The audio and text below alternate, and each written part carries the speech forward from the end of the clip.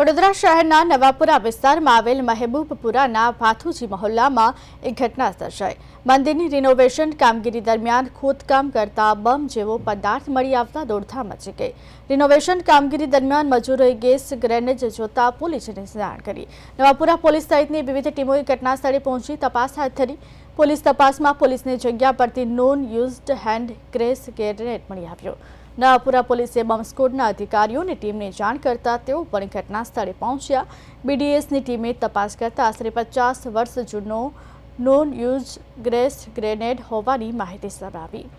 SP Ashok રાઠવાએ grace grenade મળી આવ્યાને લઈ માહિતી આપી। મળી આવેલ ગ્રેસ ગ્રેનેડ વર્ષો જૂનું હોવાનું તપાસમાં જાણવા મળ્યું। ગેસ ગ્રેનેડ મળી આવતા વિસ્તારમાં અફરાતફરીનો માહોલ સર્જાયો।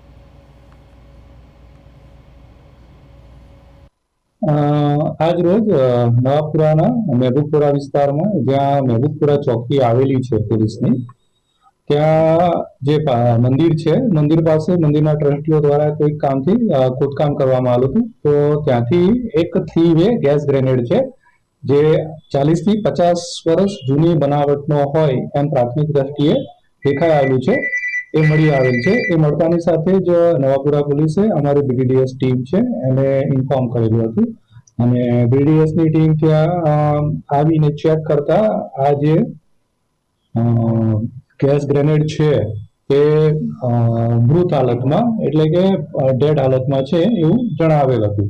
એટલે આ ઓલરેડી ઇનએક્ટિવ ગ્રેનેડ છે એ ત્યાં છે। નવાપુરા પોલીસ મથકની હદમાં આવતું મહેબૂબપુરા પોલીસ ચોકી પાસે આવેલ એક મહોલ્લાની અંદર જ્યાં ભાથુજી મહારાજનું મંદિર આવેલું છે, જે મંદિરનું હાલ રિનોવેશનની કામગીરી ચાલે છે। કામગીરી દરમિયાન એક ગેસ ગ્રેનેડ મળી આવતા ત્યાંના સ્થાનિક લોકોમાં અફરાતફરી સર્જાઈ હતી। મહત્વની વાત છે કે મંદિરમાં એક તરફ રિનોવેશનની કામગીરી ચાલતી હતી ત્યારે કેટલાક મજૂરો દ્વારા એ મંદિર ખાતે ખોદકામ કરવામાં આવ્યું હતું અને ખોદકામ દરમિયાન એક 40 થી 50 વર્ષ જૂનો ગેસ ગ્રેનેડ મળી આવ્યો હતો અને ગેસ ગ્રેનેડ મળી આવતા મજૂરો દ્વારા તાત્કાલિક નવાપુરા પોલીસ મથકનો સંપર્ક કરવામાં આવ્યો હતો। પોલીસ દ્વારા આ બાબતને ગંભીરતાથી લઈને બોમ્બ સ્ક્વોડની ટીમને પણ ઘટનાસ્થળે બોલાવવામાં આવી હતી, જ્યાં તપાસ દરમિયાન આ જે ગેસ ગ્રેનેડ છે 40 થી 50 વર્ષ જૂનો અને મૃત હાલતમાં એટલે કે જીવંત નહીં હોવાની પરિસ્થિતિની અંદર સામે આવ્યો હતો। ત્યારે નવાપુરા પોલીસ મથકની હદના એસીપી અશોક રાઠવાએ જે નિવેદન આપ્યું મુજબ આ જે ગેસ ગ્રેનેડ છે એ 40 થી 50 વર્ષ જૂનો હતો અને એક સમયે વિસ્તારની અંદર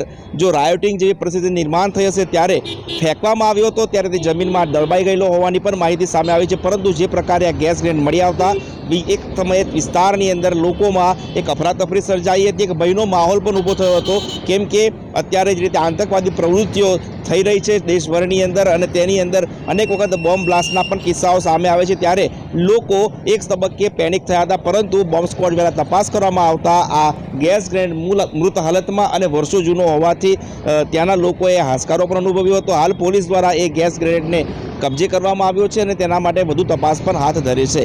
કેમેરા પર્સન વિશાલ ઉત્તેકર સાથે તુષાર પટેલ, પ્રદેશ 24 ગુજરાતી ન્યૂઝ, વડોદરા।